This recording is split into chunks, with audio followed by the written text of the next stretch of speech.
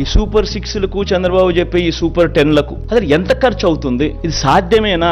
ఈ 2019లో మనం ఇంప్లిమెంట్ చేసిన ఈ స్కీమ్స్, ఇంప్లిమెంట్ చేసిన మన ఈ రిఫార్మ్స్, ఇంప్లిమెంట్ చేసిన ఈ మేనిఫెస్టో, ఈ డీబీటీ నాన్ డీబీటీ రెండు కలిపితే కూడా సంవత్సరానికి దాదాపుగా 70,000 కోట్ల రూపాయలు మనం ఖర్చు అయింది.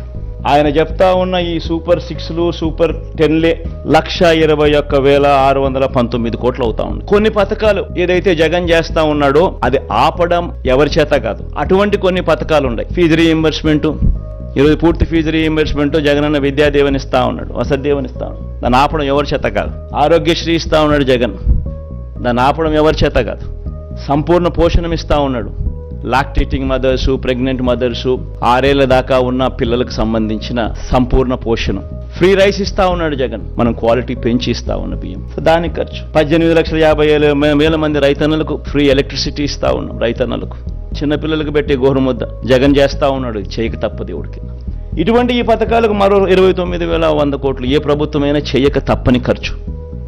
రెండు కలిపితే 1,50,718 కోట్లు. జగన్ ఎంతో కష్టపడితే ఎప్పుడు జరగని విధంగా పాలన చూపిస్తే 70,000 కోట్ల రూపాయలు చాలా కష్టపడితే చేయగలుగుతా ఉన్నాడు. మరి 1,50,000 కోట్ల రూపాయలతో ఆయన సూపర్ 6 అంటాడు, సూపర్ 10 అంటాడు. ఇది సాధ్యమయ్యేదేనా?